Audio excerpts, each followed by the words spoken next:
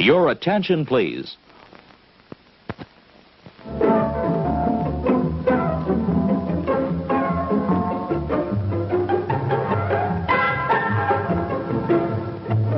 And now, on with the show.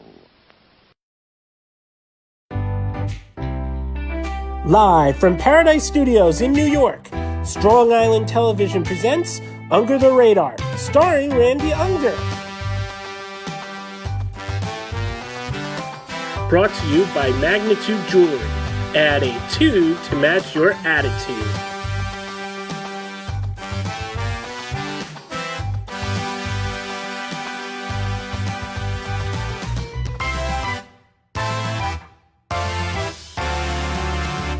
Tonight, Randy will be interviewing musician, entrepreneur, technologist Scott Page. Randy will also be reviewing the new films 21 Bridges and A Beautiful Day in the Neighborhood with special guest critics Nick Commando and Rob Harris. And now, here's your host, Randy Unger. Hey guys, welcome to Under the Radar. I'm your host, Randy Unger, where we talk all things film. And tonight we're branching out a little bit into the world of music and technology, because right now on Skype I have musician, entrepreneur, and technologist Scott Page. Scott, how's it going? Great, man. How are you? Thank you for having me on your show. Yeah, this is great. Thank you so much. So we had a few fun. Yeah. So first of all, where are you calling from? I'm calling from Los Angeles, California. It's a beautiful sunny day today. It's actually very nice here today. No climate problems today. Yeah, that's the complete opposite of where we're at. We're in New York City here, so yeah. Oh yeah, I bet it's a little bit chilly there. Yeah, we're actually it's in Long Island, and today was a pretty miserable day, but we're very happy to have you here live through Skype.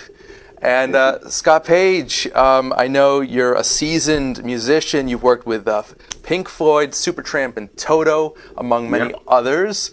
And I know that recently, in the past years, you've been involved with technology and your own companies. You're an entrepreneur. I know that you're heavily involved with a company, ThinkXP. Think Experience, yeah. Please tell everybody about this company. Well, Think is basically designed. It's an immersive entertainment company. One of the things that we've now realized in the music business is you really can't sell music anymore. That train has sailed. So, but what can you sell? And we realize that the things that you can sell is the relationship and the experience. And we're seeing more and more today that people, you're inundated with all the media that you have. You have so many records, you got so much stuff. But really where people care about is actually getting out, going and experience something. So Think is an experience entertainment company. We've been doing lately, our first Think experience has been a Think Floyd experience. And we've been doing I've been playing in a 360-degree immersive dome in downtown Los Angeles. Cool. It's kind of like a shared VR experience. You kind of lay there and you're completely surrounded in visuals. And we're playing with a live band. It's a great band. Steve Perkins from Jane's Addiction, and Kenny Olson from Kid Rock, and Norwood Fisher from Fishbone, myself, and Roberta from Floyd, and a few other folks. And this has been our sort of test run into this whole thing. And we've pretty much sold pretty close out all 32 shows we've done there. Okay. So we're now getting ready to start moving towards some other opportunities in this space. And, it's a very interesting place. And I urge artists out there to start looking at things that are, as far as what you can sell is about that experience of different types of things. So don't just go do shows, try to bring some elements of uniqueness to those shows through the experience that you can bring to them. That's very cool. So it's not just live performance, it's also like video and VR, you said? Oh yeah. So our whole thing is the minute you buy the ticket, the show, you join the experience, and then you download the app. The app becomes your AR, so you're using your phone actually as part of the show. So the whole idea is to really incorporate all the technologies we're experimenting. There's a company that has shoes that you put on right now that turn you into a speaker, believe it or not. And so the idea of our shows, I think, is really to, it's basically going back to something I did about 30 years ago called the Grand Scientific Musical Theater. And the idea is bringing all the latest technology in Hollywood together to create kind of these new experiences. And so we're bringing that back again now. That's so cool. Well, yeah, it's fun. Where did this idea stem from originally? I'm very curious. Well, again, it goes back to 30-something years ago. I did a show at the Thomas and Mack Arena in Las Vegas for 16,000 people. It was during Comdex, this big trade show. And the idea was, again, bringing all the latest tech. At that time, I had the entire lighting system from both Genesis and Pink Floyd there. We had the first 3D circular video walls, first 3D audio in an arena. The artist was everybody from Cirque du Soleil, Graham Nash, Tower of Power, John Entwistle from The Who, John Anderson from Yes, singing with the Nevada Symphony Orchestra. And we had 3D heads for the first time hosting the show. So it's really the idea of bringing these two things together. It started then. And so now, because we've had sort of the three main drivers that have changed everything, and that's bandwidth, storage, and horsepower. Like this phone and stuff that I'm talking on now is like, it's a full-blown high-end computer in the palm of your hands, and it allows us now to do things that we haven't been able to do before, and the cost of all these things have actually driven down the price on really being able to deliver these experiences. So we believe that the next wave is this new experience-based entertainment. Okay. And so you're obviously very passionate about music and technology. Oh, yeah. Do you prefer one over the other, or are they pretty much equal to you?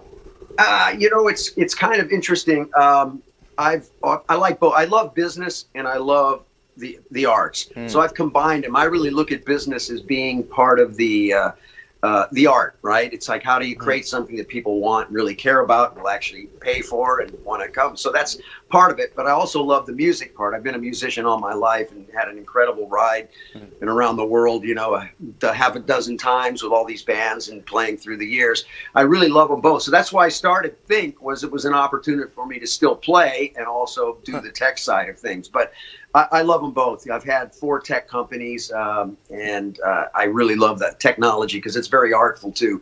So it's really combining the two for me. I think they go hand in hand, especially today. Okay. Now, my show is a film review show. I'm curious, have you dabbled in film at all in any capacity? Through the years, I studied film composing and arranging, and I'd worked on some films through the years.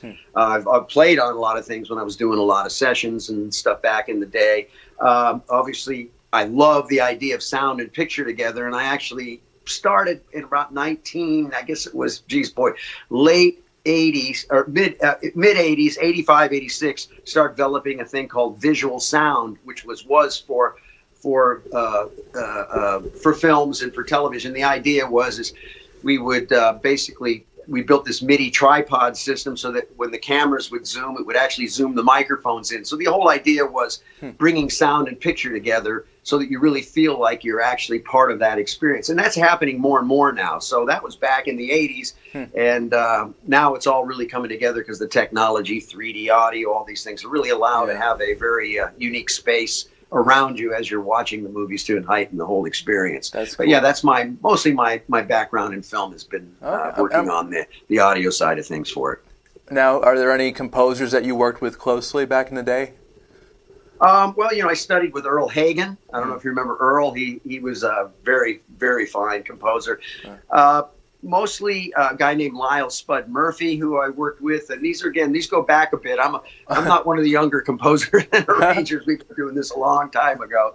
But yeah, mostly I've not been in film probably in the last 20, 25 years, really more focused on the interactive experience. Kind of my claim to fame that I'm really proud of is that I developed and directed and produced the world's first interactive cartoon. Called Toonland back in the day with one of my companies called Seventh Level. And so that was really been marrying sound and picture and things together for years. Interactive cartoon?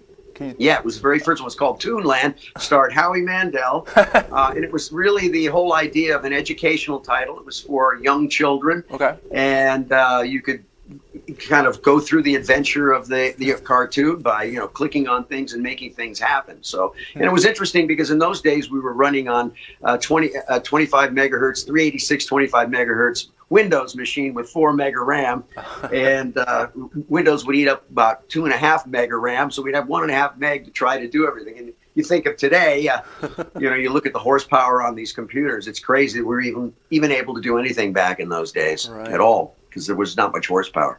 And what are your thoughts on technology increasing and improving over these decades? Is it daunting to you? Are you surprised, or are you excited? Well, I've been so into the technology space since the 80s, late 80s, basically.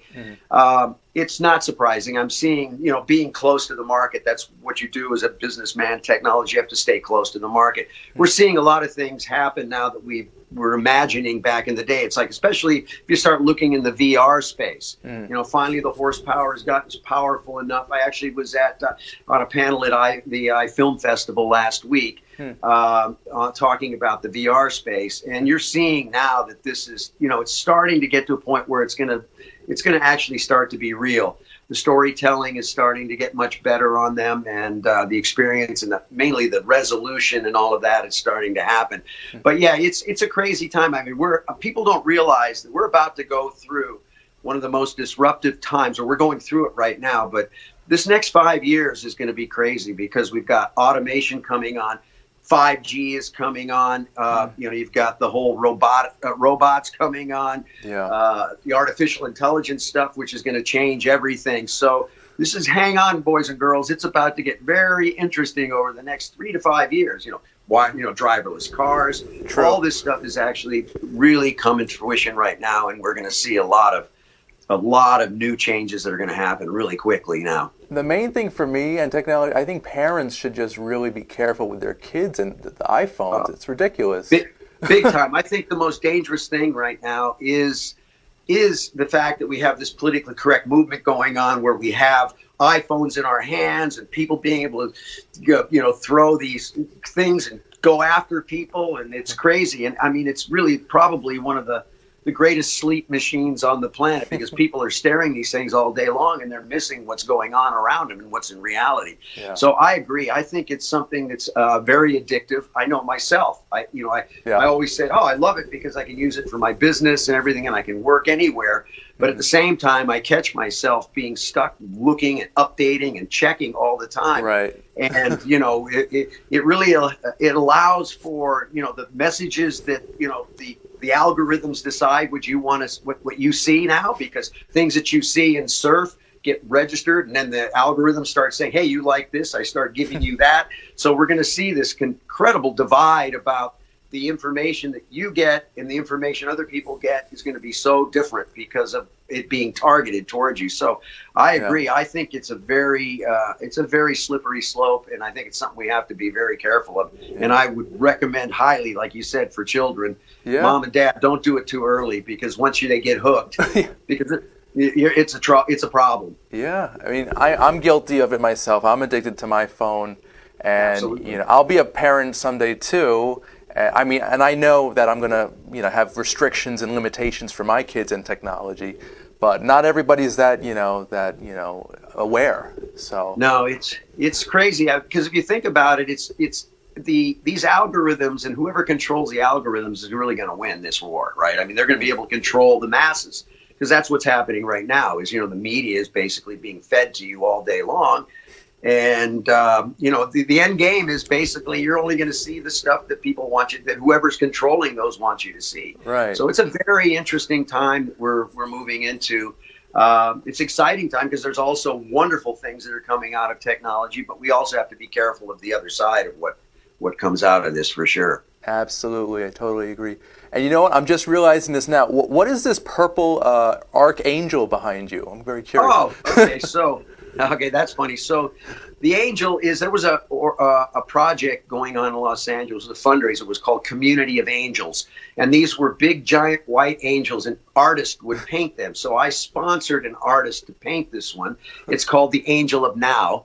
I happen to be one of my favorite subjects is consciousness and the whole idea of presence, and taking a pretty heavy spiritual look inside. And so this is the Angel of Now, and it represents, it's kind of hard to see, kind of this whole idea of birth and life and stuff in this, and the mother and the child, and the whole idea of the present moment. And what's interesting about it is on the back, it's painted up, and I had these little wooden hearts that were made, these little wooden hearts that are made that I'm having famous people paint.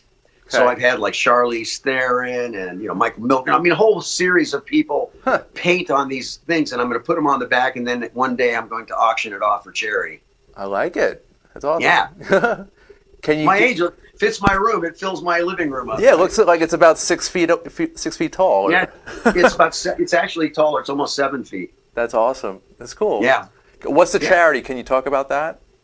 Well, this was a specific one we did for it was for kids, for an organization through the YWC is what we originally did this to. This was painted up at Universal City Walk, had an artist there, and we had exhibits where kids could make little angels and things. So it was a whole fundraiser at the time for an organization out of the YWCA. I don't know where I'm going to auction it just yet. Okay. This is one of those things I've been building now. I've had this probably for 10 years, and I keep adding to it. And once it's filled, I'm going to find the organization.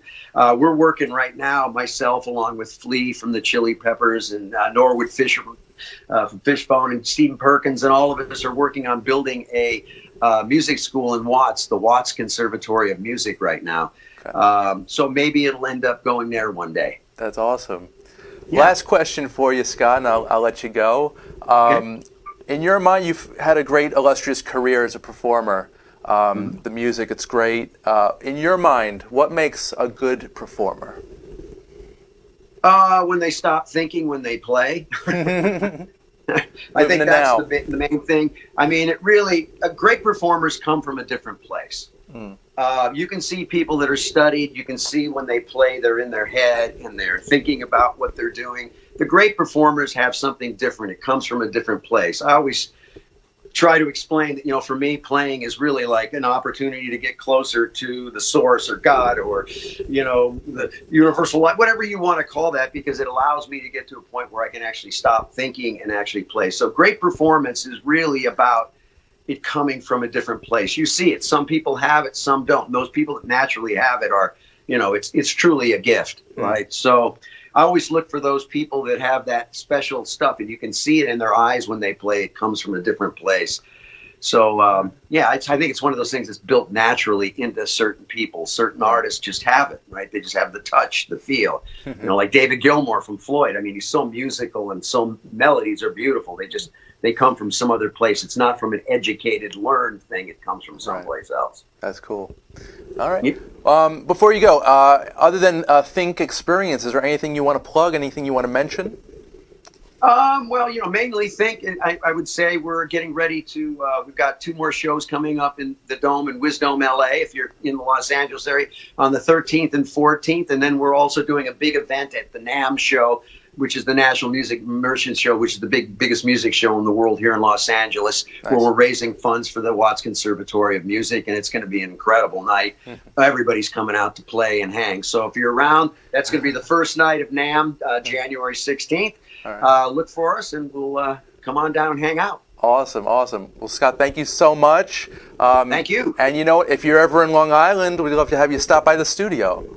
Yeah, I'm actually going to be coming over. I'll be there in the next few months for sure. I'll be up, so maybe we'll connect. That would be awesome. All right. Great. Scott, thank you so much again, and keep living in the now.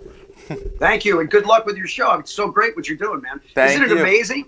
Isn't it amazing what you can do now, man? Listen, I love it. You're a broadcaster, right? Here we are.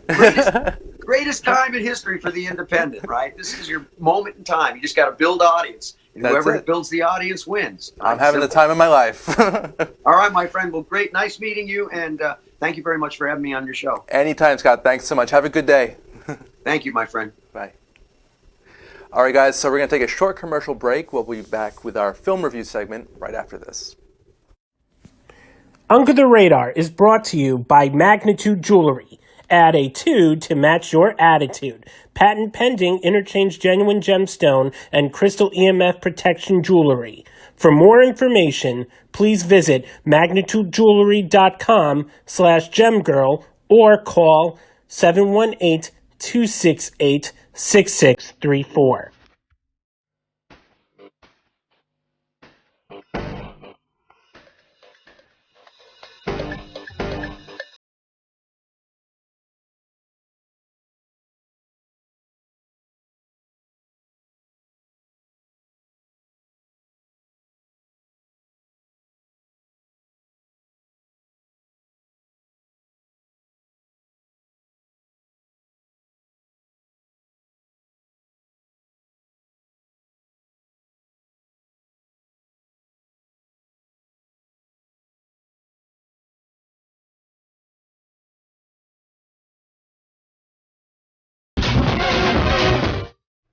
Hey guys, welcome back to Under the Radar. I'm your host Randy Unger, and this is our film review segment.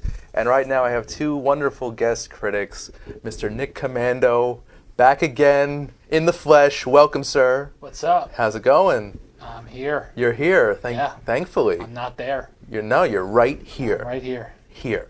Here. And Mr. Rob Harris. What's up, Randy? Welcome back, sir. Yeah, always Long a time no pleasure. see. It was only a week ago. I know. But I'm glad Always to happy to be here. Yeah, man, Thank you for having anytime. us. You guys are always welcome. You know that. So we've got two films to talk about today. Two very interesting films, very different films, as always. Nick can attest to that, and now Rob can as well. Yep. The first one is an action crime thriller starring Chadwick Boseman of Black Panther fame, and this is 21 Bridges, about a New York City police detective who is after, I think it's two cop killers who are on the run in Manhattan, so he decides to have all 21 bridges locked down. And I didn't even know there were 21 bridges in the city. I didn't know that either until this movie. Is that true? I mean, I kind of Googled it. I couldn't really get a simple, straight answer. Yeah. I thought it was about architecture. I was. I thought I was going to watch Chadwick Boseman build a bunch of bridges. And I think that might have been a better movie. I didn't really. I was disappointed. I was expecting, like This Old House, but with Chadwick Boseman. Yeah. Maybe that'll be the sequel. I don't know. Yeah, 22 bridges. He builds another bridge, only for cops. Yeah, maybe. And if you're a cop killer, they don't let you on the bridge. See, I like that like premise that. a lot more. Thank you. But this movie, Hire me, movie studios. yes, there you I've go. got all the answers. He's your action crime thriller consultant. Yes, I am. But this movie, I'm going two ways about it, because I was impressed that they didn't, use any CGI really, and I was respectful for that. I applaud them for not, because his You last didn't like movie. it? No, I thought it was okay. I didn't think it was okay, great, fine. It wasn't Black Panther, but a lot of people think it's just Black Panther in New York City with a gun. Not at all. No. But How would somebody think that this is Black Panther? maybe that's what I was hoping once I went into it. Like, I mean, there were a couple times where it sounded like he was talking like T'Challa. No. Once, there was like one part of the movie, because he had this weird accent. In this movie? Yeah, they tried very hard. Like J.K. Simmons tried very hard to put on that New York accent. Yeah. Well, I always thought he was British or like Australian. Boseman? Yeah. I didn't know he was American. Yeah, I thought you know what? Yeah, I never knew where he was from. I don't. Yeah. I think never mind. What is it? I shouldn't say what I wanted to say. All right then. No, it was weird because it was like you don't have to do a New York accent. Yeah. You know you're in New York. Yeah. Let other people handle that. He's kind J.K. of like. Simmons. Oh very good yeah. New York accent. That was a good New York accent. Like J.K. Simmons was the guy that I think of who is a New York City cop and lives on Long Island. Right. That's, Well, him and Sienna Miller, they kind of went a little too much into the the stereotypical New who's York accent. Becky with the good hair? It even sounded like a Massachusetts accent, a Boston, Massachusetts Right. accent. Hers too. did. It's like, Hers Yeah. definitely- It's hers like she didn't know definitely what did. movie she was in. It's like, all right, listen, just because you're in New York, Yeah. like nobody here on this show is like, hey, welcome to Under the Radar. Here we are. I know. Massapequa. Yeah. We got a pizzeria right behind us. The 5th Precinct's down the road. I mean, there are a lot of people in this area who do sound like that, but Yes, but not yes. for our purposes Yeah, here, exactly. not we, on this. we don't need to do accents. No, we don't. Yeah. Rob, what did you take away from this movie? What did you think? I mean, I thought it was pretty good. I Okay. thought it was entertaining. I thought that the cinematography was pretty good. I love movies in general that are like shot at night, like and New York Okay. City scenes. Like The Warriors is like one of my favorite movies. Escape from New York is probably mine. A plus movie right there.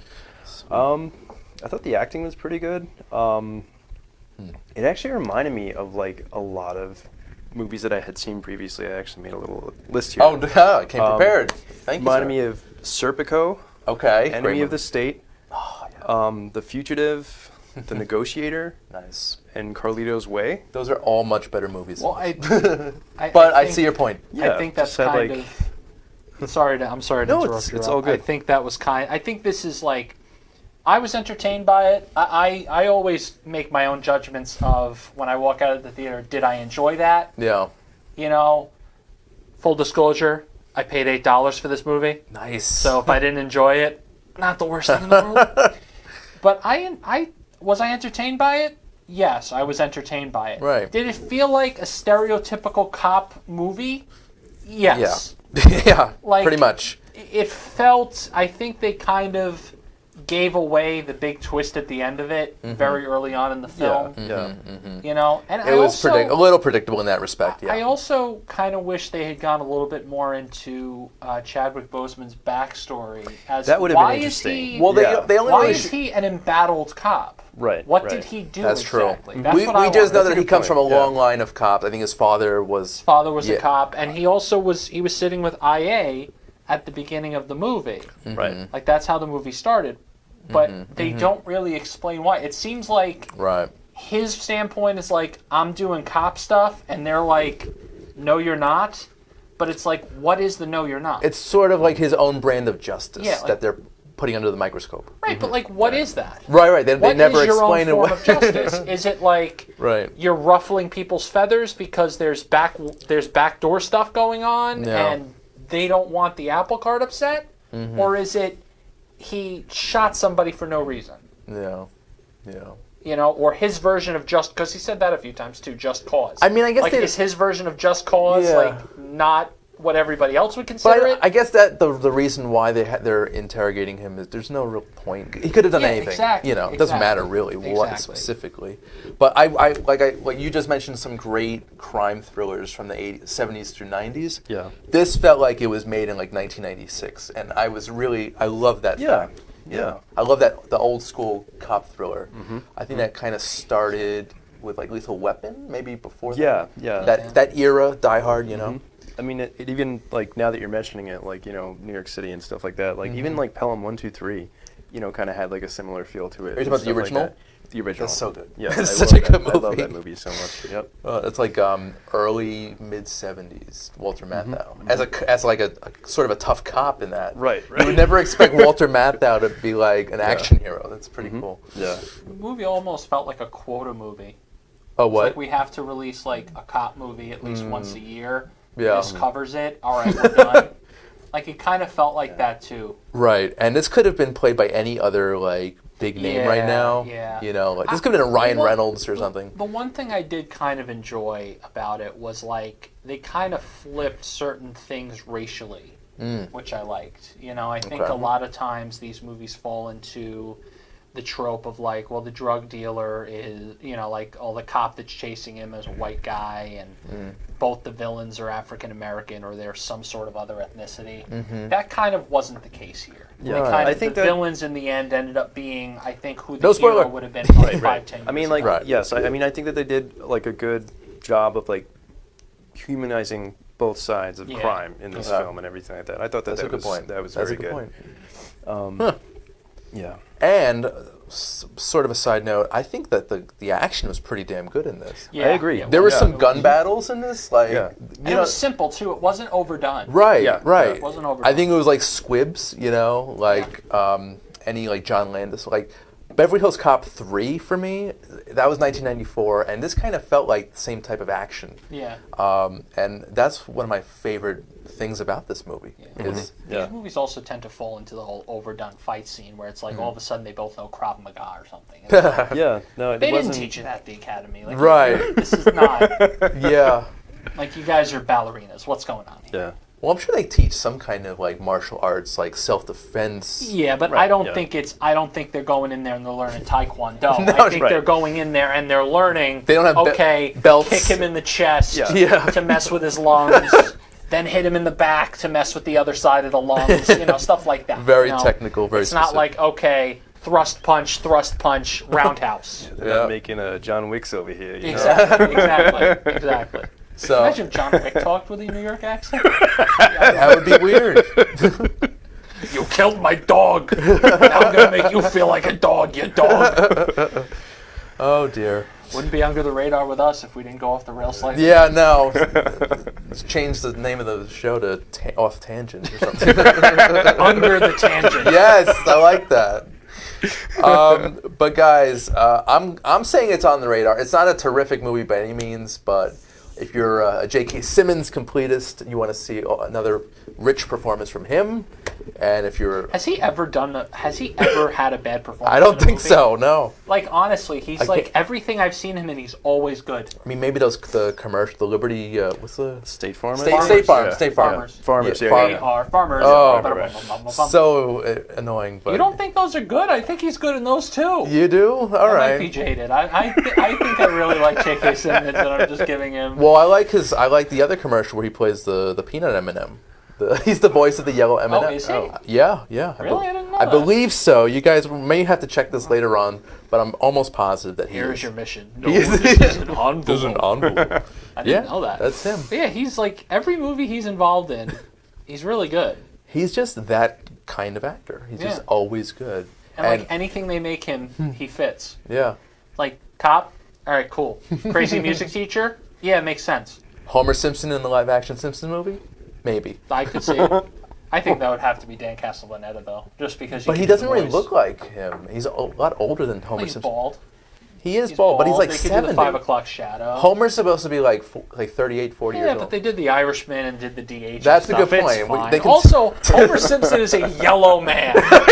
Like, They can make it really- work. They could probably make it work with like his skin and stuff. Like, Nice. doesn't matter when you're yellow. All right, guys. So before we move on to our next film, Rob, see it or skip it? 21 Bridges. I'd say see it. Yeah? Very entertaining. Good action film. Sweet. Mr. Commando. If you're going out on a date with a nice lady or man, I would say dinner in this movie. Yeah. Yeah, it makes sense. I could see you that. know, it's one of those things you could watch it and you get something out of it, or you start making out halfway through it and Right. get something out of that one too. I wouldn't say that it's like an absolute must see, but it's, Right, it's right. good. It's not, It's it's not decent. something you have to watch.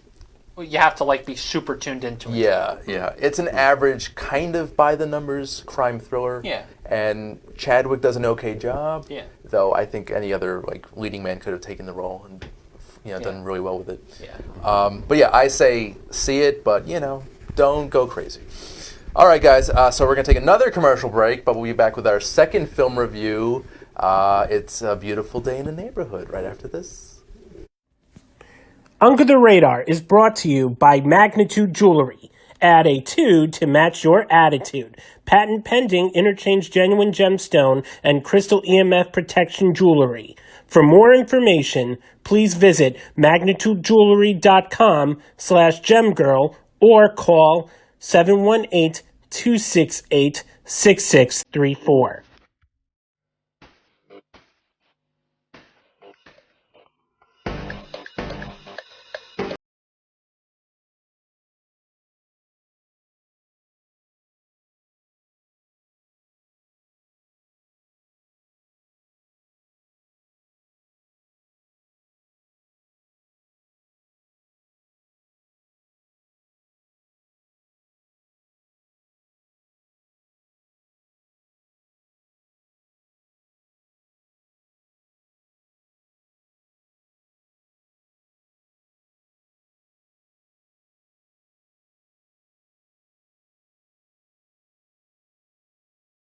Hey guys, welcome back to Under the Radar. And right now we're going to take a trip to a beautiful neighborhood with It's a Beautiful Day in the Neighborhood. The new Tom Hanks movie where he plays everyone's favorite childhood performer. We've got Mr. Fred Rogers, played by Tom Hanks. At first I was a little, hesitant about this, but I think in the end this was one of the best movies of the year. It's heartwarming. It's very well acted, not just by Hanks, but from the supporting cast. We've got Matthew Rhys, who plays a journalist who's been assigned to profile Mr. Rogers, and Matthew Rhys' character, his reporter character, is kind of a broken guy. He's kind of lost. He's depressed. He's trying to find his way. He's a jaded reporter. Yeah. And basically, by getting to know Mr. Rogers, becoming his friend, basically, he sees light at the end of the tunnel, and he becomes a better person and a happier person for that. Now, this movie, in my opinion, was terrific. Not because I love Hanks and pretty much everything he's done, but it's just overall acted very, very well across the board. Rob, what do you think? I thought it was really interesting. Going into it, I wasn't sure what to expect. I thought maybe it was going to be just about Mr. Rogers and his background and stuff like that, but it was almost like stepping into his outlook almost. Mm-hmm. And seeing how his influence and his passion changed the lives of so many people around him. Yeah. So it was very interesting. Yeah. And also we get kind of not really a dark side, but we find out throughout the movie, through Mr. Rogers' wife in the movie, that he has a temper. And we're like, oh my God, he has a temper. Yeah. He's a human being. I like that. He's not just a perfect person. Mm-hmm. So that was kind of cool. Yeah, I did appreciate that as well. This is cool. Nick, thoughts? This movie was just... I simultaneously, which I've said on this show before, I love movies, but also hate them vehemently when they make me feel things. And this movie made me feel a lot of things. At the beginning, it was anger because I had to sit through a Cats trailer. I knew you'd bring that up. Which I'm mad at you about. Nick doesn't like the upcoming Cats. That movie is garbage. Do not see it. Okay, I don't make it all. I hope all the actors have wonderful performances. Do not see it. It's terrifying. Anyway, it does look a little creepy, but yeah. Moving on. No, but I think the thing that I was hoping that they would do in this movie is if you're a reporter, especially with the way they established Matthew Rhys' character, there's no way in hell he's going to really believe that Mr. Rogers is this way all of the time. Yeah. And I watch Mr. Rogers. Everybody in this room, everybody in a 200-mile radius has watched Mr. Rogers as a kid. And it's just, people like that in the world exist. Mm-hmm. They just do. And I think the big thing that I really liked about it is that, whether it's true or not, I believe it's probably true. I don't think they would, paint this, I don't think they would. He's already considered a saint. I don't think they would, push that agenda even further just because they could. But, the fact is, it's not a gimmick. Mm-hmm. He is that person. Yeah. And the big thing that I really took out of it was there's, the fact that he's not a perfect person, but he does things to work on himself, to keep himself grounded and in that frame of mind. He doesn't look at himself as a celebrity or anything like that. Yeah. And he doesn't, when Matthew Rhys' character said to him, how does it feel to be a saint or something like that? A living saint or, a celebrity or something. And he goes, oh, mercy.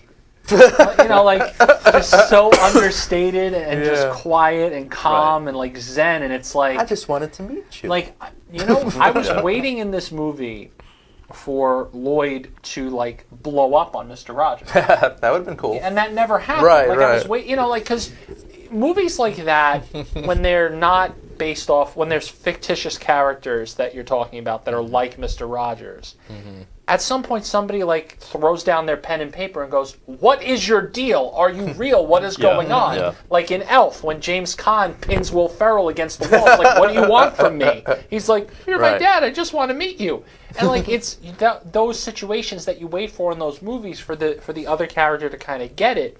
And obviously that wasn't going to happen because it's Mr. Rogers. He couldn't Right. yell at the guy if he paid you. Right. So that's what really resonated with me, was that he just slowly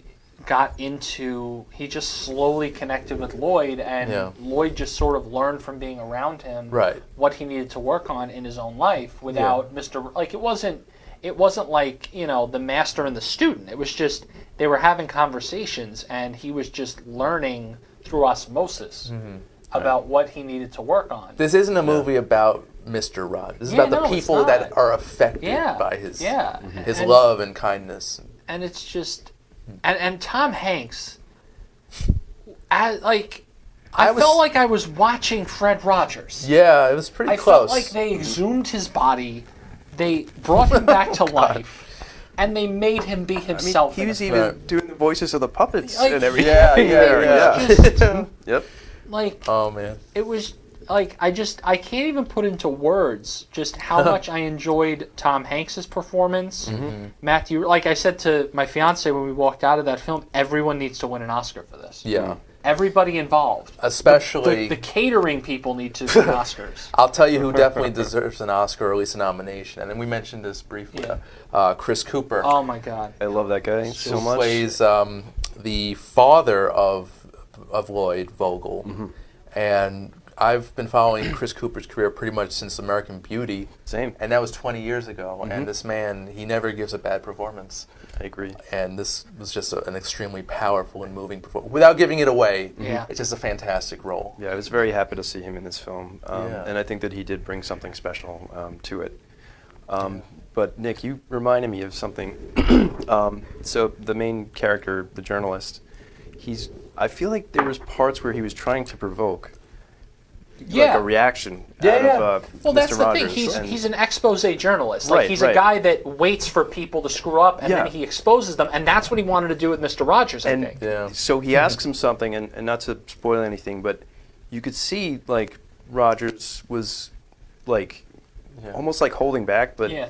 he was just kind of like sitting with his feeling, Yeah. and like he wanted to say something that like be like, oh yeah, get out of here, whatever. But like he was like, oh, thank you for that perspective. Yeah, I was That- going to say, like- when he said thank you Yeah. for that, Yeah. I think that was his way of being like, F Screw you. Yeah. Right. Like, F you, I know what you're doing. Those little moments, though, of humanity, those like rawness in Right. Mr. Rogers, that is what sells this movie. Definitely. I mean, it was, also really nice to see, like how he would work on himself, try to make himself a better person. I mean, what he was doing, all the traveling and stuff like that, and, even just taking time, to be with children like who are ill or whatever. Yeah. Incredible. And it takes a tremendous amount of energy and patience and, There's a was scene, very what's inspirational. the scene where it was after Kid. they were shooting an episode, and then you see him just like talking to this boy with, Yeah. he's like has an oxygen tank. oh my goodness, that just Yeah. melted me. Yeah. That's why this movie is on my list, my top 10 list of the year. Well, I think the other thing, too, is like the connection that he immediately seemed to pick up on with Lloyd was just, he's. I think the thing that I don't know if we really give Mr. Rogers credit. He was probably incredibly intelligent. Sure. To be able to pick up on that stuff and pick up on those cues and like understand, like I'm sure to a degree for him he was just like a small town guy doing a children's TV show, and he didn't care how far it went. Right. But at the same time, he knew what he was doing. I think nobody else wanted to do because we're talking to children about stuff like death and divorce. And Yeah, things it's like a that. little, it was taboo very, at the time. Very Yeah. challenging, Yeah. to be able to do that and do it well. Yeah. And through that, he probably was able to pick up on people's social cues and things like that didn't believe him or believed what he was, believed it was an act. Right. And he saw right through Lloyd immediately and just picked up on like everything going wrong in the guy's life. And also like Jedi mind tricked him into talking about himself. Like so many times, Yeah. and Lloyd didn't even realize he was doing it. Like half the time, Lloyd was Right. like, "Yeah, I had this rabbit," and oh wait, I This is what happened? like hypnosis. Where am I? and I also love too, and I don't really think this is spoiling anything. The set pieces that they used for like the travel sequences and stuff like I was that. going to Like, say, that, thank you for reminding us. that That's was yes. just. Oh my God! Yeah. Like I threw my arms up like 15 times. Like, this is really happening. Yeah, that was absolutely brilliant. Like, yeah. this is really a thing. It Like felt like, you guys know Michel Gondry. Are you familiar? No. He did Be Kind, Rewind. Okay. The Science of Sleep. Okay. And he does a lot of his own like artwork and Okay. construction of like actual sets that Uh-huh. and try to make it like cartoony like that Right. in the movie. It's It's just- beautiful. It felt like, honestly, when you go see this movie, you're going to feel like you're watching a Mr. Rogers episode. Yeah, Yeah. they did a There's great job. no other way to describe it. Like they made it a Mr. Rogers episode because it wasn't about Mr. Rogers. right. Like his show was about every different topic he wanted to talk about. It literally was a Mr. Rogers episode about the impact of Mr. Rogers. Right. Yeah, well said. Hosted by Mr. Rogers. And you know what? Speaking of the legacy of Mr. Rogers and the impact, Yeah. there's a documentary, Won't You Be My Neighbor, which I have to see now. came out Same here. about a year ago, I if have I'm not to watch mistaken. Yeah, I think it was 2018. Yeah, it was Yeah. fantastic as well. That highlighted Mr. Rogers, the human being specifically. So that would be a good companion piece to this movie. Kind of see different sides of Mr. Rogers. You know, the other thing, too, that really affected me about this film, kids shows now are just garbage. I haven't really, No, but like, but I take your word for when it. I was younger, when I was a kid, when I was probably like 11 or 12, if I was home from school sick or something, I'd watch Nick Jr. because, what the hell else was I going to watch? I was 12. And I would watch, Blue's Clues and Gullah Gullah Island and all that, those silly kids shows. And it's Right. like, Mr. Rogers was like a 12th of their budget, and his shows were So much better. 1,000 times better. Right. It's like he was like the first and the last show that actually wanted to treat kids like they mattered. Right. Like they were It's people. like it's like, oh, they're 7. They're not going to understand death. They're 7. They're not going to understand divorce. I'll explain it to them when they turn 13 or 14. It's like, no, have that conversation with them when they're 7. Right. You can still get the point across. You don't need to be like, listen, mommy cheated on daddy because mommy's a hoe. Yeah. Like, you don't need to talk about that. Right. But you can talk about why you're getting a divorce and what happens with it. Right. And shows today don't do that. They just, like, he should have, to me, it should have been like he was the pioneer of all these children's shows that are educational and kids learn everything. And it kind of is just a feather in the wind. Okay. Just like this one thing that's like floating out there, like, oh, you can watch it. It's out there. It's on YouTube or whatever. But if you go on real TV, you're not going to see it. But I'm sure he might have inspired like disciples of like people who worked with him to like continue his tradition and his. Well, sure. Yeah. Sure, but on the same side of the coin, I don't think those shows are really out there. Right. I see what you're saying. I mean, like Yeah. you see the intention behind his work, but like Yeah. I mean, I guess correct me if I'm wrong. Like a lot of shows today, like maybe they're just made purely for entertainment. Yeah. Just like as a selling point. Yeah, There's really that's- no Yeah. like goal behind them. Other It's than just That's, lazy. that's the exact Yeah. point that I'm trying Yeah. to make. Just It's like entertainment. things don't have a message anymore. Right. Right. Yeah. Right. And like, and sometimes even if they do, it's a gratuitous message to try and make money off of it. Yeah. And it's not even done with the right intentions. And like his show to me was always done with just innocent intentions, just children have emotions, children matter, their opinions matter. They need to see and learn how the world is before they turn 20 and they get into college and wham, Yeah.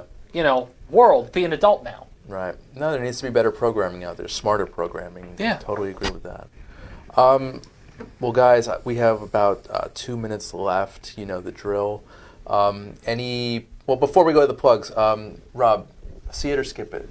I'd say it's a must see. Yes. Ooh, I like that. Must see. Mr. Commando? See it, walk out of the theater, and then see it again. I like it. Watch it over and over. Yes. When it's on Netflix, watch it there.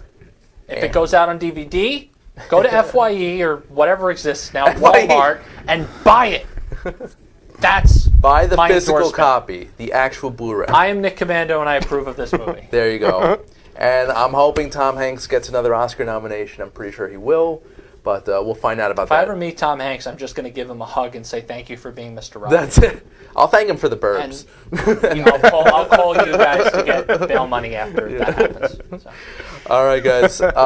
Any plugs, Mr. Harris? You can always message me on Facebook. Yes. For those of you who are into video games, Sunrise Mall is opening Video Game Trading Post store number 2. December 7th and 8th, I think. I'm going to be there. Is that like a GameStop?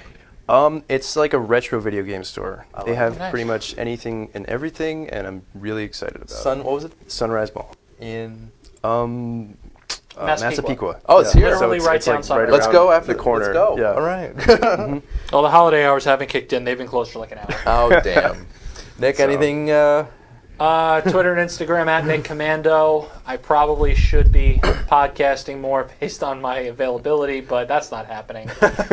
Check out the wrestling podcast about wrestling. At some point, I'll do more stuff. Maybe I'll do something else. Also, the Washington Nationals are still the 2019 World Series champions. All right. And I will remind you of that every show I do until next World Series. I love it. Well, thank you for that lovely commentary. You're Nick. welcome. I'm aware I have problems. Thank you. It's all good. All right, guys. So we'll have some Magnitude sponsor plugs online when they come to us.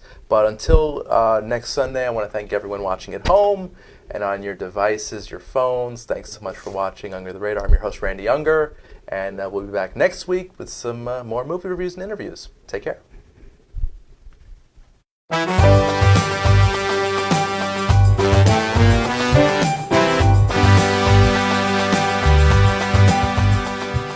Under the Radar is all new next week with more movie reviews and interviews on Strong Island Radio and Television. Stay tuned. We'll see you next week.